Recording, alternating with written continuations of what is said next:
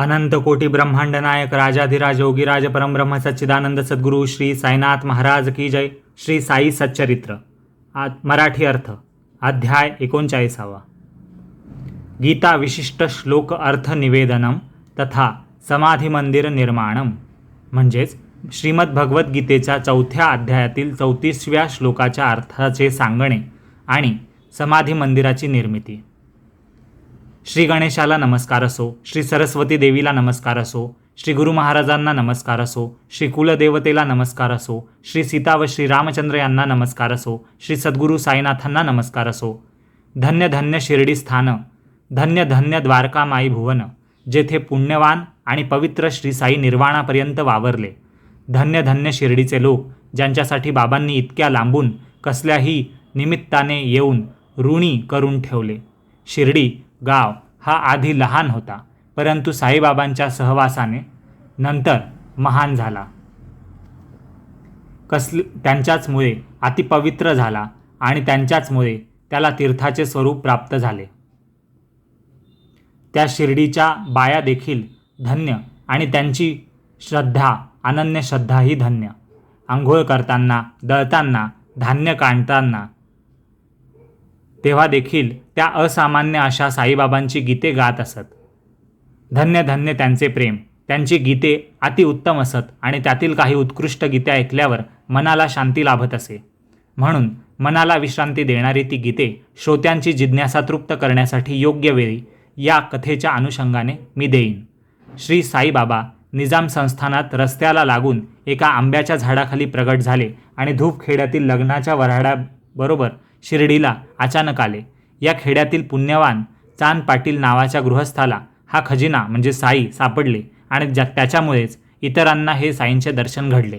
त्या पाटलाची घोडी कशी हरवली, साईबाबांची व त्याची गाठ म्हणजे भेट कशी पडली आणि त्यांनी त्याला चिलीम कशी पाजली आणि त्याची घोडी कशी मिळवून दिली, तसेच चांदभाईच्या बायकोचा भाचा लग्नाचा होता, त्याला शिर्डीच्या नवरीचा योग येऊन लग्नाचे वऱ्हाड नवरीच्या गावी कसे आले, याविषयीची संपूर्ण कथा श्रोत्यांसाठी आधीच सांगितली आहे. आता ती प्रसंगानुसार आठवली तरी पण पुन्हा सांगायला नको. चांद पाटील केवळ निमित्त होता. बाबांना भक्तांच्या उद्धाराची अत्यंत काळजी म्हणून त्यांनी हा अवतार घेतला आणि ते शिर्डीत आले. या साईबाबांविषयी शिवाय जर जड मूढ हीन दीन व्रत तप व संस्कारांशिवायचे साधे भोळे असे जे लोक, त्यांचा उद्धार कोणी केला असता का? 18 वर्षांच्या वयापासून साईबाबांना एकांताची सवय होती. रात्री कुठेही न भिता ते झोपत असत. सर्वच ठिकाणे त्यांच्या मते ईश्वराने व्यापलेली होती ना. जेथे पूर्वी खड्डा होता आणि जो साऱ्या गावचा उकिरडा झालेला होता, म्हणजे केर कचरा टाकण्याची जागा झाली होती, त्या जागी दिवसा चहूकडे फिरून रात्री साईबाबा तिथे झोपत असत.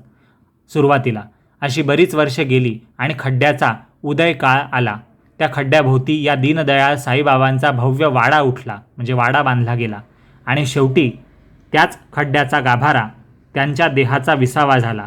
तेथे त्यांना कायमचे राहण्याचे ठिकाण सापडले आणि ही समाधी उभारली गेली. शरण आलेल्यांवर प्रेम करणाऱ्या श्री साई समर्थांनी पार करण्यास अवघड असा संसार सागर पार करून जाण्यासाठी ही स्वतःची चरित्ररूपी नौका म्हणजे होडी भक्तजनांच्या कल्याणासाठी निर्माण केली आहे. ही संसाररूपी नदी पार करण्यास फार कठीण आहे आणि आपला भक्त परिवार तर आंधळा आणि पांगळा आहे. त्यांच्याकडून ती कशी पार करवेल संसाराची नदी, अशी बाबांना भक्तांविषयी कळकळ वाटत होती. संसार सागर पार करून जाणे तर सर्वांनाच आवश्यक आहे. त्यासाठी अंतःकरण शुद्ध झाले पाहिजे. चित्तशुद्धी हेच भवतरणाचे मुख्य साधन आहे आणि त्यासाठी ईश्वराची भक्ती हाच मूळ पाया आहे. गुरुकथा ऐकण्यासारखी दुसरी भक्ती नाही. त्या ऐकण्याने गुरूंच्या चरणांची ओढ सहज लागते, बुद्धी शुद्ध आणि निर्मळ होते आणि तेथून पुढे परमार्थ साधला जातो. साईबाबांच्या या कथा असंख्य आहेत. सर्वच गायल्या तर मोठा ग्रंथच होईल. थोडक्यात सांगू म्हटले तर विस्तार आवरला जाणार नाही. श्रोत्यांची ऐकण्याची उत्सुकता जसजशी वाढते तसतशी वक्त्याची म्हणजे सांगणाऱ्याची वर्णन करण्याची आवड वाढते. आपण एकमेकांची हौस पुरवूया आणि आपले कल्याण साधूया. येथे साईबाबाच नावाडे आहेत, म्हणजे होडी चालवणारे आहेत आणि अत्यंत लक्षपूर्वक ऐकणे हेच वाहून नेण्याचे साधन आहे. कथा श्रवणी श्रद्धा आदर असल्या म्हणजे नावाड्यावर आणि नावेवर विश्वास असला म्हणजे पलीकडे पोहोचायला वेळ लागत नाही. मागील अध्यायात हंडीचे संक्षिप्तपणे वर्णन झाले आणि एका भक्ताची दत्तभक्ती पक्की करणे आणि भक्तांना नैवेद्य खाऊ घालून संतुष्ट करणे याचेही निरूपण झाले. प्रत्येक अध्याय संपवताना पुढील अध्यायाच्या विषयाची सूचना द्यायची पद्धत आतापर्यंत होत गेली हे सर्वांना ठाऊक आहे. परंतु मागचा अध्याय संपताना पुढच्या अध्यायाची कथेची आठवण नव्हती. साईबाबा जो विषय आठवून देतील त्याचेच वर्णन केले जाईल असे मी स्पष्ट म्हटले होते. त्याप्रमाणे साईबाबांच्या कृपेने आता जे आठवले तेच श्रोत्यांसाठी या ठिकाणी मी सादर करत आहे. तरी श्रोत्यांना विनंती की विघ्नांना दूर सारून शांतचित्ताने इकडे लक्ष द्यावे आणि मनाला आनंद होईल. एकदा सद्भक्त नानासाहेब चांदोरकर मशिदीत बसून बाबांचे पाय दाबत होते, चेपत होते आणि तोंडाने गीतेचे श्लोक गुणगुणत होते. भगवद्गीतेच्या 4थ्या अध्यायाचा चाळा जिभेला लावून दिला होता आणि हाताने बाबांचे पाय चेपत होते. तेव्हा काय घडले, नवल घडले ते पहा. भूत, भविष्य आणि वर्तमान या सर्व काळांचे ज्ञान असणाऱ्या साई समर्थांच्या मनात आले की नानांना गीतेचा अर्थ समजावून द्यावा. ज्ञान, कर्मसन्यास आणि ब्रह्मार्पण सांगणाऱ्या या 4थ्या अध्यायाचे तोंडपाठ म्हणणे आणि त्याची नानांनी केलेली अस्पष्ट गुणगुण बाबांनी आपल्या प्रश्नाला कारणीभूत केली. सर्वं कर्माखिलं पार्थ ज्ञाने परिसमाप्यते. याचा अर्थ असा की हे अर्जुना, कृष्ण म्हणतोय, हे अर्जुना, सर्व कर्मांचा शेवट ज्ञानात होत असतो. हा 33वा श्लोक संपल्यानंतर तद्विधी प्रणिपातेन हा 34वा श्लोक चालला 4थ्या अध्यायात.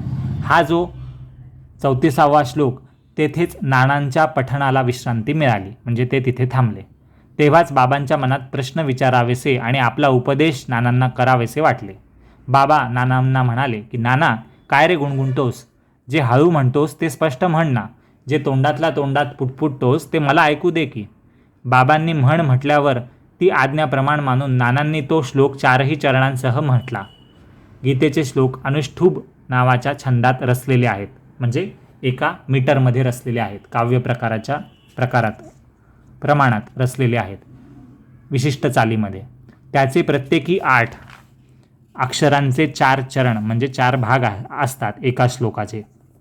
बाबांनी मग त्याचा अर्थ स्पष्ट करून सांगण्यास सांगितले. त्या श्लोकाचा जो नानासाहेब चांदोरकरांनी सांगितला होता त्यावर नानांनी अत्यंत नम्रपणे हात जोडून आनंदित मनाने व मधुर शब्दांनी उत्तर दिले आणि भगवंताचे मनोगत म्हणजे तो अर्थ स्पष्ट करून साईंना ऐकवला.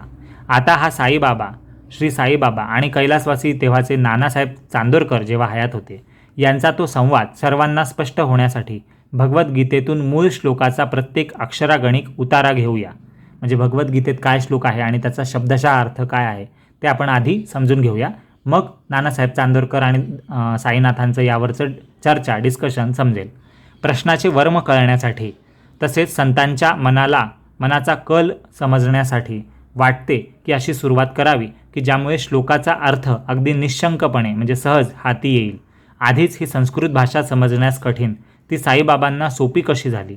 शिवाय प्रश्न पण अगदी विषयाला अनुसरून लोक आश्चर्य करू लागले आणि म्हणू लागले की खरोखर संतांच्या ज्ञानाची मर्यादाच कळत नाही. साईबाबांना संस्कृत भाषेचा अभ्यास कसा जमला, साईबाबांनी संस्कृत भाषेचा अभ्यास कधी केला आणि गीता कधी वाचली की ज्यामुळे ते गीतेच्या अर्थाचे मर्म जाणणाऱ्या एखाद्या विद्वानाप्रमाणे प्रश्न विचारतायत असा लोकांना प्रश्न पडला. तो प्रसंग जेव्हा त्यांच्यासमोर बाकी लोकांसमोर होत होता, साईंचा आणि नानासाहेबांचं बोलणं. श्रोत्यांच्या समाधानासाठी आणि त्यांना मूळ श्लोकाची कल्पना यावी म्हणून व चर्चेला मदतरूप होईल म्हणून भगवंताचे, श्रीकृष्णाचे ते गीतेतले वचन, तो श्लोक मी अक्षरशः देतो आहे. तद्विधी प्रणिपातेन परिप्रश्नेन सेवया उपदेक्षन्ति ते ज्ञानम ज्ञानिनः तत्वदर्शिनः. 4थ्या अध्यायाचा 34वा श्लोक भगवद्गीता. हा तो गीतेचा मूळ श्लोक. टीकाकार पुष्कळ झाले म्हणजे यातून अर्थ काढणारे, आणि त्यांच्या भाष्यांप्रमाणे या श्लोकाचा अर्थ पाहिला तर सर्वांचे एकच मत पडते. नाना चांदोरकर हे देखील मोठे बहुश्रुत होते, म्हणजे त्यांनी खूप अभ्यास केलेला होता ग्रंथांचा, पुस्तकांचा, आणि त्यांनी गीतेवरच्या भाष्यांचा म्हणजे गीतेचा अर्थ सांगणाऱ्या पुस्तकांचा दीर्घ अभ्यास केलेला होता. ते श्लोकाचा प्रत्येक शब्दागणिक अर्थ सांगू लागले साईबाबांना. विनयपूर्वक, नम्रपणे, रसपूर्वक, मधुर शब्दांनी श्लोकाचा प्रत्येक शब्दगाणिक अर्थ ते सांगू लागले. अन्वयासह, अन्वय म्हणजे पद्यातील जे कडवा आहे, जो श्लोक आहे त्याच्यातील शब्दांची गद्यात मांडणी करून अर्थ ध्यानात आणून ते तो सांगण्यासाठी नानासाहेब चांदोरकर तयार झाले. ते म्हणाले, चांदोरकर म्हणतायत, नाना म्हणतायत साईबाबांना अर्थ, की गुरुचरणी जो दंडवत घालून नमस्कार करतो, गुरुसेवेकरता जो आपला जीवही विकायला तयार होतो आणि गुरुला जो आदरपूर्वक प्रश्न करतो, त्याला ज्ञानीजन ज्ञानाचा अर्थासह उपदेश करतात. सारांश, कृपामूर्ती श्रीकृष्ण प्रेमाने अर्जुनाला जे म्हणाले ते हेच, की कृष्ण म्हणतो आहे या श्लोकात की अर्जुना, गुरुसेवा आणि गुरुवंदन हेच ज्ञान प्राप्त करून देणारे आहे. तू या मार्गाने गेलास, म्हणजे गुरुसेवा आणि गुरुवंदन करत गेलास, तर तत्व जाणणारे ज्ञानीजन तुला ज्ञानाचा रस्ता दाखवतील. म्हणजे जे ब्रह्मज्ञान जाणताय असे ज्ञानी लोक तुला ज्ञान देतील, असा अर्थ. बाबा, हाच अर्थ मी जाणतो. आदिशंकराचार्य, आनंदगिरी, शंकरानंद, श्रीधर स्वामी, मधुसूदन, नीलकंठ या सर्वांनी आपल्या भाष्यांमध्ये, म्हणजे या श्लोकांबद्दल, गीतेबद्दल जे काही एक्सप्लेनेशन दिलेलं आहे त्यामध्ये भगवंताच्या उपदेशाची हीच रीत, म्हणजे हाच अर्थ सांगितलेला आहे, असं नानासाहेब चांदोरकर म्हणाले साईंना. पहिल्या 2 चरणांचा अर्थ साई समर्थांनी मान्य केला. तद्विधी प्रणिपातेन परिप्रश्नेन सेवया, हे 2 चरण म्हणजे अर्धा भाग श्लोकाचा. परंतु दुसऱ्या अर्ध्या श्लोकाचा म्हणजे बाकी राहिलेल्या 2 चरणांच्या चर्चेसाठी बाबा काय म्हणाले चांदोरकरांना ते ऐका. त्यावेळी चकोररूपी इतर भक्तगणही साईमुखरूपी चंद्राकडे लक्ष लावून अमृतकणांचे सेवन करायला आवासून बसले होते. म्हणजे बाकीचे लोकही मशिदीत साईंचा हा उपदेश, गीतेवरचा भाष्य, त्यांचा दृष्टिकोन, त्यांचे विचार ऐकायला तयार होते. बाबा म्हणाले, नाना, श्लोकाचा 3रा चरण पुन्हा पूर्णपणे लक्षात घे. ज्ञान शब्दामागे अवग्रह म्हणजे अचा लोप दाखवणारे एस सारखे असे उच्चार असणारे चिन्ह लाव आणि मग त्या चरणाचा अर्थ कर.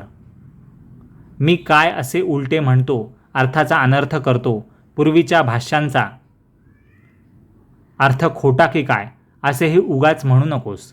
ज्ञानी आणि तत्व जाणणारे ज्ञानाचा उपदेश करतील असे जेथे म्हणतोस अर्थ म्हणून, तेथे अज्ञानाचा उपदेश करतील असा शब्द घाल. म्हणजे हा शब्द तिथे जोड श्लोक म्हणताना 3ऱ्या चरणात, म्हणजे खरा अर्थ तुला कळेल. ज्ञान हा बोलण्याचा विषय नाही, तर त्याचा उपदेशच कसा करता येईल. म्हणून ज्ञान शब्दाच्या विरोधी शब्द घे, अज्ञान म्हणून, आणि मग त्याचा अनुभव, या श्लोकाचा अर्थ मग पहा, अनुभव पहा. तुझ्या ज्ञान या शब्दाचा अर्थ ऐकला, त्या जागी अज्ञान या शब्दाचा अर्थ घेतला तर काय बिघडले. अज्ञान हा वाणीचा विषय होऊ शकतो, कारण वाणी काहीही बडबडते अज्ञानी, पण स्वतः ज्ञान हे शब्दांच्या पलीकडचे आहे. ज्याप्रमाणे वार गर्भाला वेटोळे घालून असते आणि मळ आरशाला किंवा राख अग्नीला झाकून असते, त्याचप्रमाणे अज्ञान ज्ञानाला झाकून असते. म्हणजे ज्ञानावर अज्ञानाचे बाहेरून आवरण असते. ज्ञान अज्ञानानेच घेरलेले असते असे श्रीकृष्णांनी गीतेत म्हटले आहे. म्हणून अज्ञान बाजूला सारले गेले की ज्ञान स्वभावतःच प्रकाशित होते. म्हणजे ज्ञान सांगितलं जाणार नाही बुवा.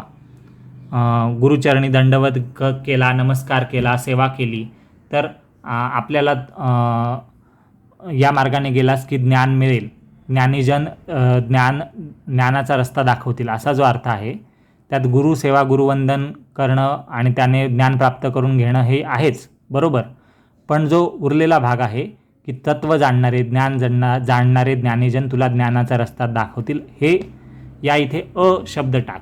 ज्ञानाचा नाही तर अज्ञानाचा रस्ता दाखवतील असा त्याचा अर्थ घेऊन पहा, असं साई त्याला सुचवतायत नानासाहेब चांदोरकरांना.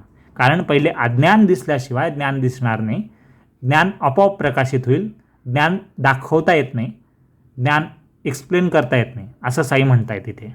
अज्ञान दाखवता येतं आणि ते दिसलं की मग ज्ञान आपोआप प्रगट होतं, असं इथे अर्थ आहे. साईबाबा पुढे म्हणतायत नानासाहेब चांदोरकरांना की ज्याप्रमाणे वार गर्भाला वेटोळे घालून असते आणि मळ आरशाला किंवा राख अग्नीला झाकून असतो, त्याचप्रमाणे अज्ञान ज्ञानाला झाकून असते, ज्ञान अज्ञानाने घेरलेले असते असे श्रीकृष्णांनी गीतेत म्हटलेले आहे. म्हणून अज्ञान बाजूला सारले गेले, बाजूला झालं की ज्ञान स्वभावतःच ऑटोमॅटिक प्रकाशित होते. ज्ञान हे स्वयंप्रकाशित स्वयंभू आहे, परंतु शेवाळ्याने आच्छादिलेल्या शुद्ध पाण्यासारखे आहे. म्हणजे ज्ञान हे शुद्ध पाणी आहे, पण ते दिसत नाही आहे कारण शेवाळ्यांनी बाहेरून ते आच्छादलं गेलेलं आहे, झाकलेलं आहे. हे शेवाळं अज्ञानाचं, जो शहाणा माणूस दूर बाजूला करेल सारेल त्यालाच ते शुद्ध ज्ञान शुद्ध पाणी लाभेल. जसे चंद्र सूर्यांच्या ग्रहणांच्या वेळी चंद्र आणि सूर्य तर सर्वदा प्रकाशमानच असतात, ते कुठेही गेलेले नसतात, परंतु राहू आणि केतू आड येऊन आमची दृष्टी रोखतात. चंद्र आणि सूर्य यांना काहीच धक्का बसत नसतो ग्रहणात, तर आमच्या दृष्टीला आडकाठी होत असते. तसेच ज्ञान हे स्वस्थानी स्वतःच्या जागी स्वयंसिद्ध आणि सुरक्षित आहे, ते कुठेही गेलं नाही, काहीच कमी झालेलं नाही.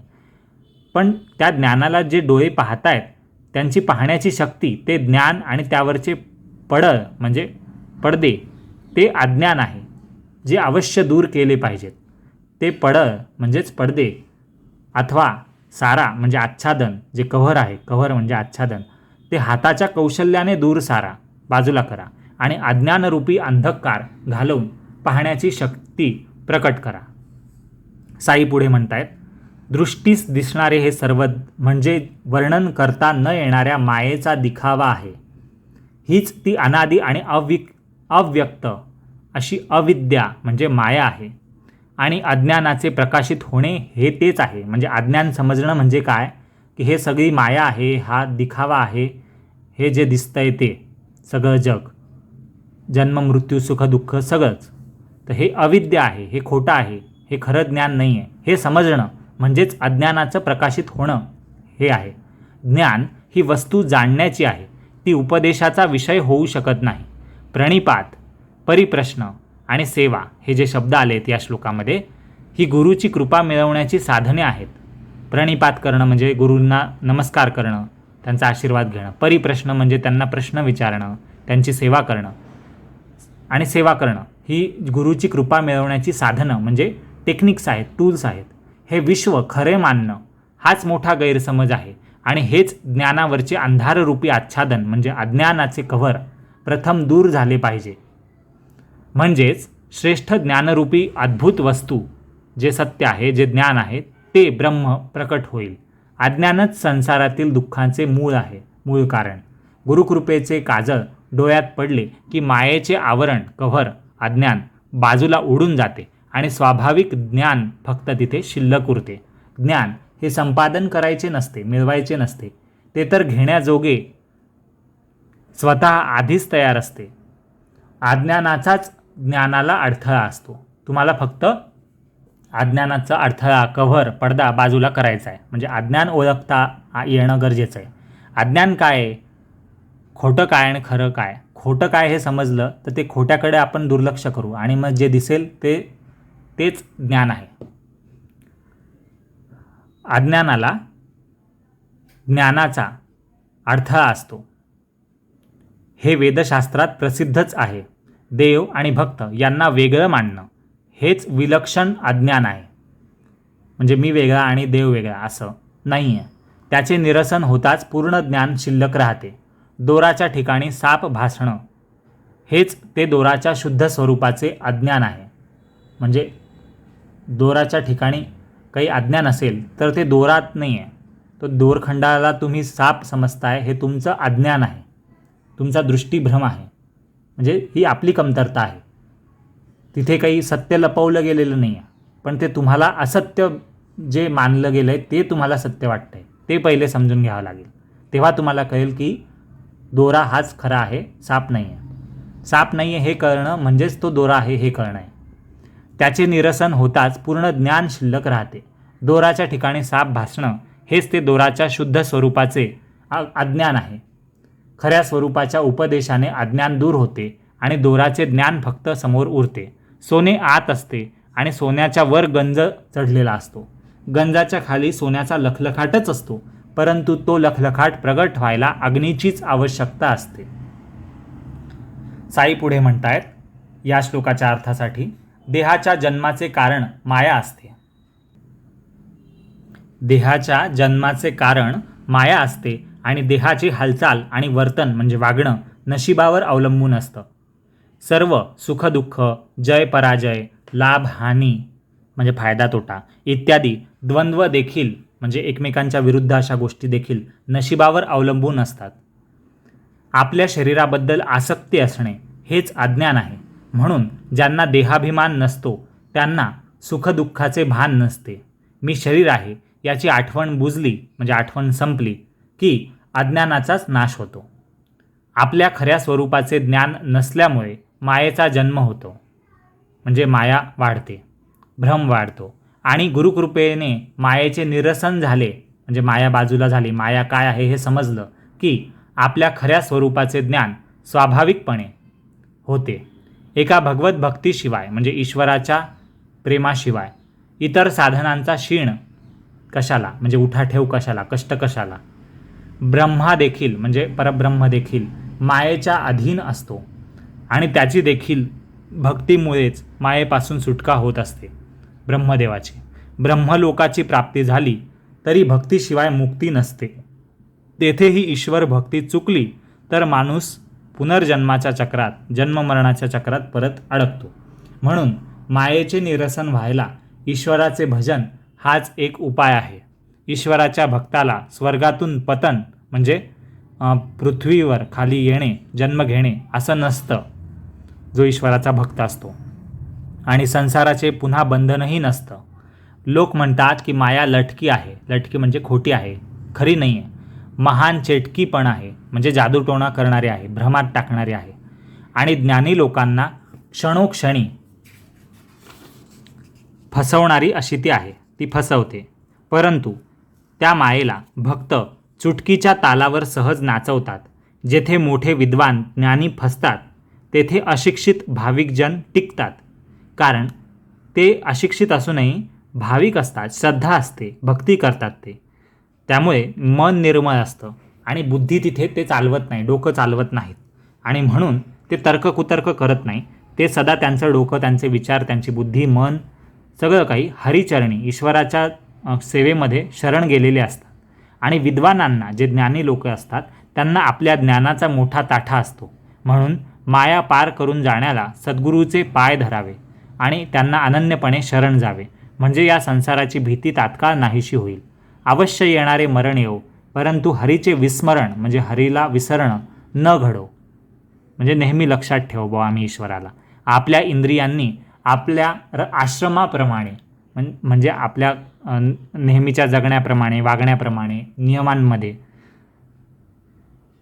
व आपल्या वर्णाप्रमाणे म्हणजे जे आपल्याला कर्म दिलेलं आहे, धर्म आहे आपला, त्यानुसार जी कृती आहे ती करावी. तसे आपले आचरण करीत असावे इंद्रियांनी, आणि मनाने ईश्वराच्या चरणांचे ध्यान करत असावे, असं साई म्हणाले. साई पुढे बोलत आहेत, रथ जसा घोड्यांना जुंपलेला असतो तसे शरीर इंद्रियांना जुंपलेले असते. त्या इंद्रियांना मनाच्या लगामाने बुद्धी आपल्या हातांनी दाबून कंट्रोलमध्ये दाबात ठेवते. म्हणजे इंद्रियांना मनाचा लगाम लावून, विचारांचा लगाम लावून बुद्धी स्वतःच्या कंट्रोलप्रमाणे वागवते इंद्रियांना. म्हणजे 5 ज्ञानेंद्रिय, 5 कर्मेंद्रिय जे आहेत ते बुद्धीच्या कंट्रोलमध्ये आहेत मनाच्या माध्यमातून. संकल्प विकल्पांनी भरलेले, संकल्प म्हणजे काहीतरी ठरवणं, प्लॅनिंग करणं, अपेक्षा आशा धरणं, आणि विकल्प म्हणजे डाऊट्स येणं, समस्या उद्भवणं, मनात शंका कुशंका येणं. तर अशा संकल्प विकल्पांनी भरलेल्या आणि स्वतःच्या इच्छेप्रमाणे भटकणाऱ्या या मनाला मनसोक्त धावायचं असतं. ते मनसोक्त कुठेही काहीही विचार करू करतं. परंतु बुद्धी त्याला आपल्या निश्चयाने थांबवते आणि त्या लगामरूपी मनाला आवरून आपली सत्ता बुद्धी प्रस्थापित करते. म्हणजे मनाला हवी नाही होऊ देत कसंही वागायला. बुद्धी विचारपूर्वक सत्सद विवेक बुद्धी तिथे काम करते. ती काय योग्य काय अयोग्य हे पाहून मग त्यानुसार मनाला आणि इंद्रियांना वागवते, करायला भाग पाडते कामं. बुद्धीसारखा कुशल नेता रथाचा सारथी असताना रथस्वामीला कसली चिंता. शरीर हा रथ आहे, इंद्रिय हे त्याला पळवणारे घोडे आहेत 10, आणि 5 ज्ञानेंद्रिय 5 कर्मेंद्रिय, आणि मन हे लगाम आहे जे घोड्यांना कंट्रोल करतं आहे, आणि ते कंट्रोल करणारी बुद्धी आहे जी सारथी आहे, म्हणजे ड्रायव्हर आहे गाडीचा रथाचा, आणि मालक रथाचा मागे जो राजा बसलेला आहे तो आहे आत्मा, म्हणजे आपण. तर बुद्धीसारखा कुशल नेता रथाचा सारथी असताना, ड्रायव्हर असताना गाडीचा, रथस्वामीला म्हणजे आत्म्याला कसली चिंता, त्याने स्वस्थ चित्ताने व्यवहार करावा. देहाची सर्व कार्य करून घेणे हे बुद्धीचे आपले काम असते. अशी मनाला सवय लावली म्हणजे सर्व व्यवहार हितकारक होत असतात. साई असं म्हणाले. साई पुढे बोलत आहेत. शब्द, स्पर्श, रूप, रस, गंध या विषयांच्या मागे, म्हणजे या आसक्तींच्या मागे इंद्रिय लागली की व्यर्थ शक्ती खर्च होते आणि पदोपदी अधोगतीची भीती असते, म्हणजे पाप लागण्याची भीती असते किंवा चांगलं न होण्याची भीती असते. शब्द, स्पर्श, रूप आणि रसगंध इत्यादी 5 विषयांचे जे सुख असते ते सर्व शेवटी दुःखच असते. खरोखरीच अज्ञानासारखे दुसरे दुःख नाही. शब्द विषयाला हरिण भुलतो आणि आपला प्राण गमावून बसतो. स्पर्श विषयाला हत्ती उपभोगतो आणि त्याला अंकुशाचे टोचणे सहन करावे लागते. रूप विषयाला पतंग नावाचा उडणारा कीटक भुलतो आणि आपले शरीर तो आगीमध्ये जाऊन जाळून घेतो. मासा हा रसविषयाचा सुखाचा उपभोग घेतो, आसक्त होतो आणि तात्काळ प्राणास मुकतो, म्हणजे काहीतरी तो खायला आलेलं पाहतो आणि ते खाताना तो अडकतो आणि मरतो मासा. भुंगा म्हणजे जो भ्रमर आहे तो गंध विषयात गुंग होतो, म्हणजे सुगंधामध्ये, आणि कमळ फुलांमध्ये अडकून बंद होतो आणि मरतो. एकेका विषयापाशी इतका प्रसंग येतो तर 5ही विषय जिथे एकत्र झाल्यावर तिथे किती भयंकर प्रसंग येत असेल बरे. हे तर पशु, पक्षी आणि पाण्यात वावरणारे प्राणी, परंतु जाणता ज्याला बुद्धी आहे असा मनुष्य प्राणीही विषयांच्या मागे लागून त्याच्या वाईट स्थितीचे अनुकरण करतो. यापेक्षा अज्ञान ते आणखी कोणते. या अज्ञानाचा नाश होऊन विषयांपासून दूर झाले की अस्वस्थ मनाला आनंद होईल. जीव स्वस्वरूपाचे ज्ञान प्राप्त करण्याकडे वळेल आणि शाश्वत श्रेष्ठ सुखाचा लाभ होईल. अंतःकरणात हरीचे व गुरुचे चिंतन करा. कानांनी गुरूंचे चरित्र ऐका, कथा ऐका. मनाने गुरूंचे सतत ध्यान करा, रूप आठवा. आणि जिभेने त्यांचे स्मरण करा, नामस्मरण करा, म्हणजे जप करा. पायांनी, स्वतःच्या पायांनी भक्ताने हरीच्या आणि गुरुच्या गावी जावे, जिथे त्यांचं स्थान असेल तिथे भेट द्यावी. नाकाने म्हणजे स्वतःच्या नाकाने गुरूंच्या निर्माल्याचा वास घ्यावा, फुलांचा, गंधाचा, त्या वातावरणाचा अनुभव घ्यावा. भक्ताने स्वतःच्या हातांनी गुरूंच्या पायांना नमस्कार करावा आणि डोळ्यांनी, स्वतःच्या डोळ्यांनी गुरूंचे दर्शन घ्यावे. अशा या सर्व इंद्रियांच्या वृत्ती, म्हणजे इंद्रियांचा स्वभाव, त्यांचं वागणं, त्यांचं कर्म हे गुरुच्या कारणी, म्हणजे गुरुसाठी प्रेमाने लावणाऱ्या भक्तांची स्थिती, जी मनस्थिती असेल ती धन्य आहे. याहून दुसरी भगवंताची भक्ती ती कोणती. सारांश हा की अज्ञान मुळासकट उपटून काढा आणि उरेल तेच स्वयंसिद्ध ज्ञान असेल असे समजा. असा या श्लोकाचा तद्विधी प्रणिपातेनं वगैरे हा जो श्लोक आहे 34वा, 4थ्या अध्यायात गीतेच्या, तो हा गर्भितार्थ श्रीकृष्णाने अर्जुनाला सुचवला. म्हणजे तुम्ही फक्त अज्ञान दूर फेका, तुम्हाला ज्ञान मिळून जाईल, एवढंच आहे. ज्ञान मिळवण्यासाठी तुम्हाला वेगळे प्रयत्न करायची, कोणाकडून समजून घेण्याची गरज नाही आहे. तुम्हाला फक्त गुरुची सेवा करणं, ईश्वराचं नामस्मरण करणं, सेवा करणं, त्यांचाच विचार करणं, यावर लक्ष केंद्रित करायचं आहे. आणि जे अज्ञान आहे ते ओळखायला शिकायचं आहे. अज्ञान ओळखलं की तुम्हाला ते अज्ञान नको वाटेल आणि मग ते तुम्ही दूर कराल, दुर्लक्ष कराल. आणि मग ज्या दुर्लक्ष केल्यानंतर जे उरेल, जे नाही दुर्लक्ष केलं आहे ते फक्त ज्ञान आहे, ते मिळेल तुम्हाला, असं साई या उपदेशातून आपल्याला सुचवत आहेत. असा इथपर्यंतचा उपदेश साईंनी नानासाहेब चांदोरकरांना आणि इतर तिथे उपस्थित असलेल्या मशिदीतल्या भक्तांना केला. आधीच नानासाहेब विनयशील, त्यात बाबांनी केलेले हे गोड निरूपण म्हणजे एक्सप्लेनेशन, ते ऐकताच नानासाहेबांनी बाबांना लोटांगण घातले, म्हणजे साष्टांग आडवा झोपून जमिनीवर पालथा झोपून नमस्कार केला आणि दोन्ही हातांनी त्यांच्या पायांना नमस्कार करून अत्यंत श्रद्धेने प्रार्थना करते झाले. साईबाबांना चांदोरकर नानासाहेब प्रार्थना करतायत. ते म्हणतायत बाबांना की साईबाबा माझे अज्ञान घालवा, म्हणजे मला ज्ञान द्या असं नाही म्हणत आहेत आता ते, कारण आता त्यांना अर्थ कळला आहे. अज्ञान घालवा माझं, मला योग्य शिक्षण देऊन माझा हट्टी अभिमान नष्ट करा, माझा अहंकार घालवा, माझा भ्रम दूर करा. वरवर सात्विकतेची हौस आहे मला, म्हणजे शांती, क्षमा, दया या गुणांनी वागण्याचा मी प्रयत्न करतो वरवर बाहेरून, परंतु मनात सदा संशय दाटलेला आहे आणि एक क्षणभरही अपमान मला माझा सहन होत नसेल तर माझं अज्ञान ते दुसरं कोणतं, म्हणजे माझं हेच अज्ञान आहे की माझा अहंकार आहे, माझा मानपान मला महत्त्वाचा वाटतो. पोटात मान सन्मानाची, कीर्तीची म्हणजे प्रसिद्ध होण्याची इच्छा आहे आणि बाहेरून ध्यानाचे सोंग मी धरतो. आणि आता तर काम म्हणजे कामना आणि क्रोध धुमसत असायचा आतमध्ये, माझ्या मनामध्ये, विचारांमध्ये मला राग किंवा कामना, इच्छा काही ना काही असते. मग हेच तर ते अज्ञान आहे. मग अज्ञान आणखी माझं कुठे कोणतं? आतून सर्व दुष्ट कर्मे करणारा, आचाराचा ठिकाणा नाही, कसं वागावं काय याचं समजत नाही आणि विवेक विचाराचे तर दिवाळेच वाजलेले, म्हणजे माझी सदसद विवेक बुद्धी काम करत नाही. पण बाहेर मात्र मी ब्रह्मनिष्ठ म्हणून मिरवायचं, म्हणजे ज्ञानी, हुशार, मोठा योगी समजून भक्त मानून मिरवायचं. याहून माझं अज्ञान ते दुसरं कोणतं? साईबाबा आपण कृपेचे ढग आहात, मेघ आहात. कृपारूपी पावसाचा वर्षाव करून माझा या अज्ञानरूपी अग्नीला शांत करा. इतक्यानेच मी धन्य होईन. मला ज्ञानाच्या नुसत्या गोष्टी नकोत, माझ्या अज्ञानाची पराकाष्ठा दूर करा, म्हणजे माझं अज्ञान संपवा, माझ्यावर कृपादृष्टी ठेवा, हेच माझे सुख समाधान असेल. असं साईबाबांना नानासाहेब चांदोरकरांनी साईंचा उपदेश ऐकल्यानंतर विनंती केली चांदोरकरांनी. साईबाबा, श्री साईबाबा प्रेमाचे आणि करुणेचे सागर आहेत. त्यांनी ज्ञानांचे निमित्त पुढे करून आम्हा सर्वांसाठी गीतेच्या अर्थाचे प्रवचन केले. गीता हे भगवंताचे वचन आहे, म्हणून ते प्रत्यक्ष शास्त्र आहे. शास्त्र म्हणजे धर्म, विधी, नियम, आचरण यांचे नियम सांगणारा ग्रंथ.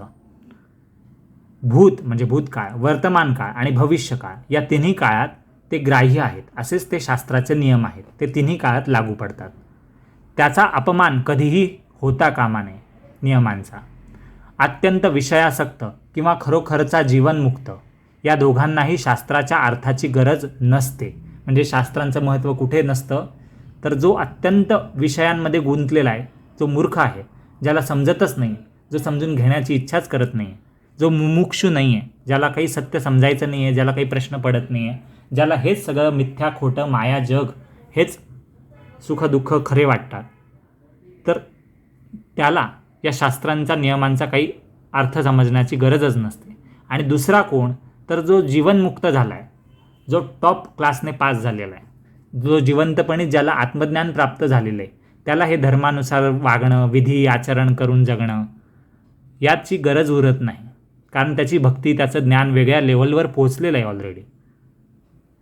शास्त्राची उत्पत्ती तर फक्त मुमुक्षूंसाठी झालेली असते. मुमुक्षू म्हणजे ज्यांना मोक्षाची इच्छा आहे किंवा ज्यांना स्वतःचं कल्याण करायचं आहे पण समजत नाही, ज्यांना प्रश्न पडलेत, जे मार्ग शोधतायत त्यांच्यासाठी.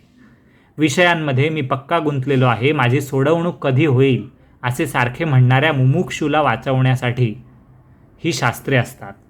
आपल्या अशा भक्तांना पाहून जेव्हा संतांना अत्यंत कळवळा उत्पन्न होतो, दया उत्पन्न होते, तेव्हा ते काहीतरी निमित्त काढून सहज उपदेश करत असतात.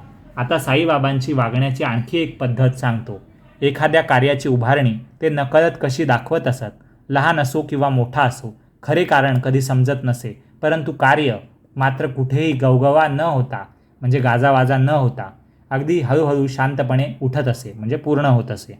एखादे काम सहजपणे निघावे आणि त्याची सुरुवात करावी, परंतु त्याच्या मूळ हेतूचा नामनिर्देश म्हणजे उल्लेखही नाही आणि उलट वरवर चुकीची समजूत करून द्यावी. बोलेल तो करेल काय आणि गरजेल तो बरसेल काय या रूढ म्हणीचा जणू काही साईबाबा प्रत्यक्ष अनुभवच देत होते. बाबांसारखे अवतारी पुरुष परोपकारासाठी या जगात अवतार घेतात आणि ठरलेल्या कार्याची समाप्ती झाली की शेवटी अव्यक्तात समरस होऊन जातात. परंतु आमच्या बाबतीत आम्हाला आमचे मूळ कारण ठाऊक नसते. आम्ही कुठून आलो, कुठे जायचे, कशाकरता उत्पन्न झालो, आमच्या जन्माचा हेतू काय हे काहीच ठाऊक नसते. बरे, मनाला आवडेल तसे वागून आयुष्य घालवले. पुढे मृत्यूची वेळ आली आणि सर्व इंद्रिय विकल झाली म्हणजे क्षीण झाली, शक्ती संपली, तरी सुविचार, चांगले विचार सुचत नाहीत. पत्नी, पुत्र, बंधू, आई, इष्टमित्र आणि नातेवाईक या सर्वांना डोळ्या देखत मरताना पाहूनही सुविचार म्हणजे चांगले विचार मनात येत नाहीत. संत लोक मात्र तसे नसतात. ते अत्यंत सावध असतात. संतांना त्यांच्या अंतकाळाचे पूर्ण ज्ञान असते आणि स्वतःच्या मरणाची वेळ आणि जागाही ठाऊक असते.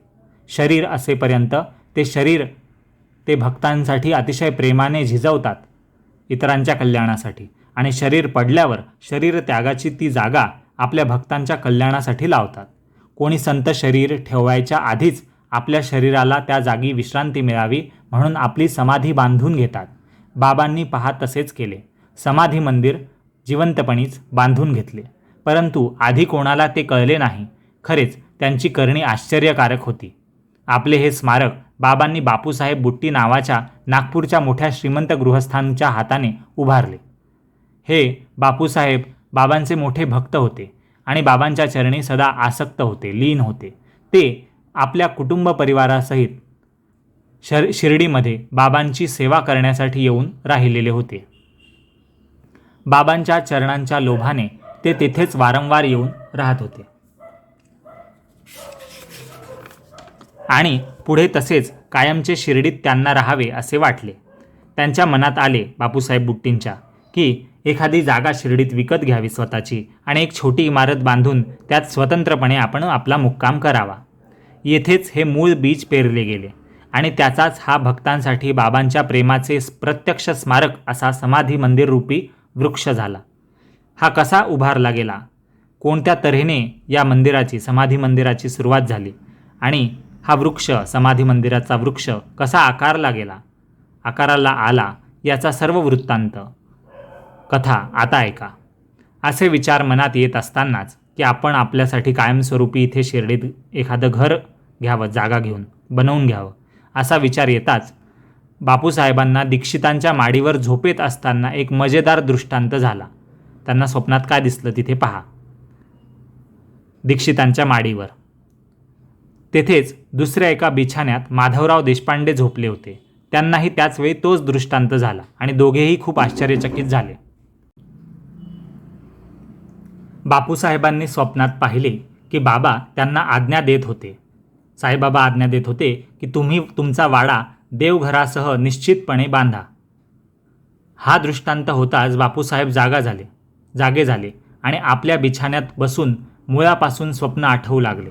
इकडे असे होत असताना त्यांनी शेजारी माधवरावांना रडताना ऐकले. बुट्टी त्यांना जागे व्हा असे ओरडले. ते ऐकल्याबरोबर माधवरावांची झोप उडाली. बुट्टींनी त्यांना रडण्याचे कारण विचारले. त्यावर माधवराव म्हणाले की बाबांचे प्रेमाचे शब्द ऐकून प्रेमाचा उमाळा आला, गळा दाटून आला आणि डोळ्यातून अश्रू उसळून वाहू लागले आणि हे उत्कट प्रेम आवरता न आल्याने त्याचा परिस्फोट रडण्यात झाला. माझ्याजवळ येऊन बाबांनी मला स्पष्ट आज्ञा दिली की देवघरासकट वाडा तयार होऊ द्या. मी सर्वांची इच्छित पुरवेन असं माधवरावांना साई म्हणाले स्वप्नात, दृष्टांतात. त्याच वेळेस बापूसाहेब बुट्टींना मनात आश्चर्य वाटले की दोघांनाही एकच दृष्टांत कसा, पण त्यामुळे मनात संशय राहिला नाही आणि कार्याची सुरुवात करण्याचे निश्चित झाले. स्वतः बुट्टी जन्मतः श्रीमंत असल्याने वाडा आणि देवघर बांधण्याला समर्थ होते, तर माधवराव फक्त खाऊन पिऊन सुखी होते. तरी पण दोघांनाही सारखाच दृष्टांत झाला. एकमेकांची स्वप्ने जुळली आणि दोघांनाही अत्यंत आनंद झाला. त्यांनी लगेच वाडा आणि देवघर बांधण्याचा आराखडा तयार केला आणि काकांचे म्हणजे दीक्षितांचे अनुमोदन म्हणजे परमिशनही घेतली. दुसऱ्या दिवशी सकाळी हे तिघेही बाबांजवळ असताना बाबा नेहमीप्रमाणे शाम्याच्या म्हणजे माधवरावांच्या तोंडाकडे प्रेमपूर्वक लक्ष देऊन पाहू लागले. माधवराव साईंना म्हणाले की देवा, हा काय तुझा खेळ विचित्र, आम्हाला स्वस्थ झोपू पण देत नाहीस, तेथे पण आम्हाला बडबड करायला लावतोस. असो. हे ऐकून बाबांनी आपल्या कानांवर हात ठेवले आणि म्हणाले, कोणी काहीही म्हणोत, आम्ही तर आमच्या जागीच असतो. असो. मग ती वर सांगितलेली योजना वाडा बांधण्याची बाबांपुढे मांडली गेली आणि देवघरासह वाडा बांधायला त्यांची परवानगीही लगेच मिळाली. माधवरावांनी कंबर कसली म्हणजे प्रयत्न सुरू केले आणि तळघर आणि तळमजला तयार झाला, म्हणजे ग्राउंड फ्लोअर आणि अंडरग्राऊंड. त्यांच्याच हातून विहीरही झाली आणि काम येथवर येऊन पोहोचले.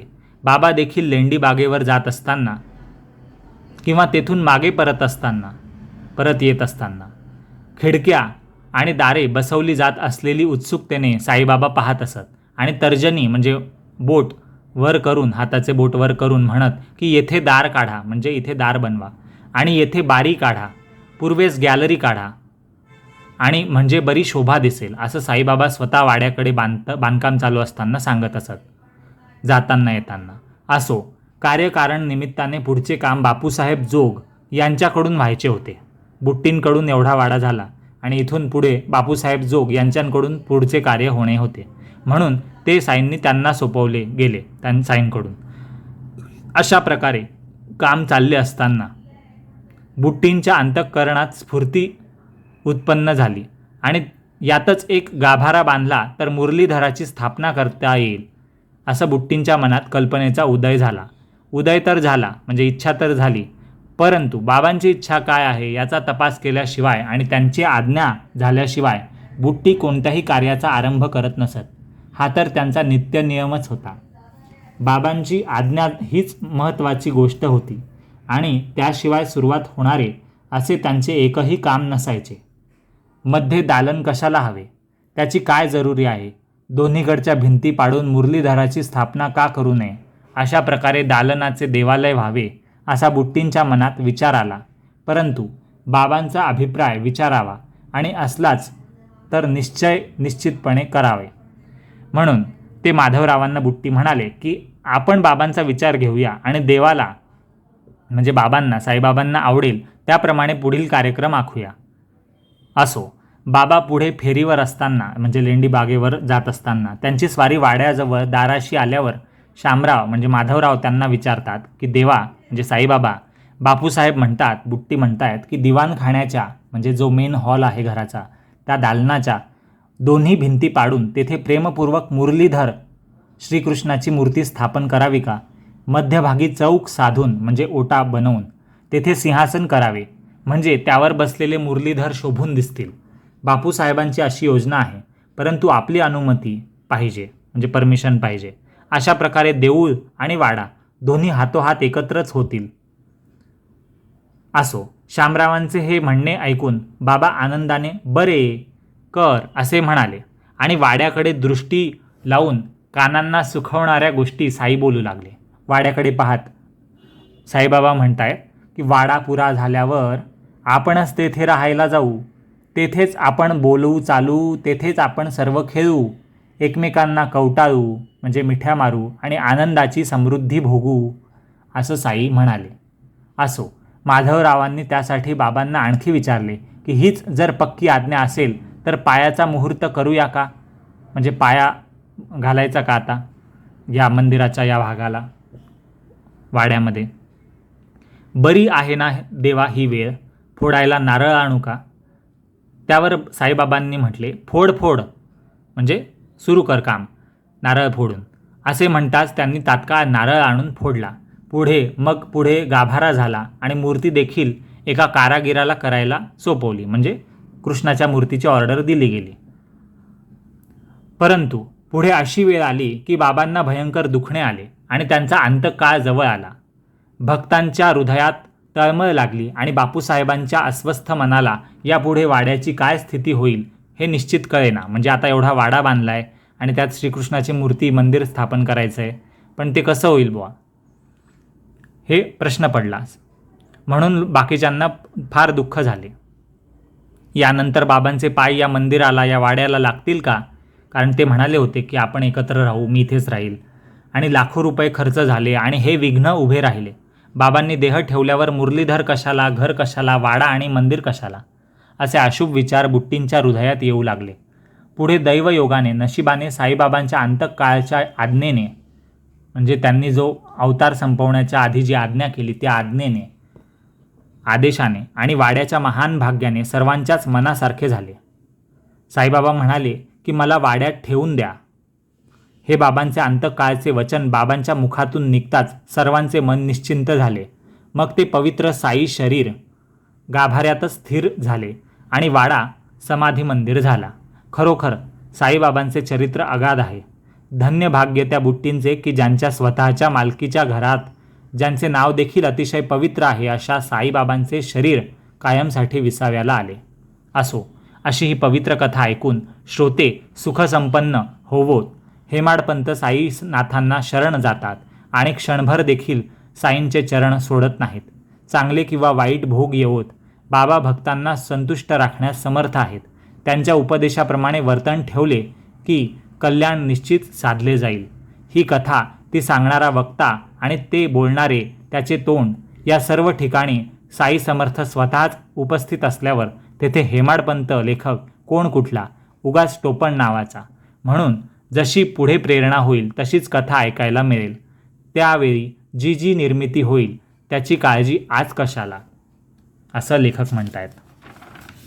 सर्वांचे कल्याण असो. अशा प्रकारे संत आणि सज्जन यांनी प्रेरणा केलेल्या, भक्त हेमाडपंत यांनी रचलेल्या श्री साई समर्थ यांच्या सत्यचरित्राचा गीता विशिष्ट श्लोक अर्थ निवेदनम तथा समाधी मंदिर निर्माणम नावाचा 39वा 39th अध्याय समाप्त झाला, संपूर्ण झाला. श्री सद्गुरू साईनाथांना अर्पण असो. सर्वत्र मंगल असो. शुभम भवतु. ओम साईराम. गुड रीडिंग चॅनलला सबस्क्राईब करा. पुढील व्हिडिओचे नोटिफिकेशन्स मिळवण्यासाठी खाली जे बेल आयकॉन, घंटेचं चित्र आहे, त्यावर क्लिक करून ऑल नोटिफिकेशन्स या ऑप्शनला क्लिक करा आणि हा व्हिडिओ शेअर करा आणि कमेंट सेक्शनमध्ये तुमचा अभिप्राय कळवा. धन्यवाद.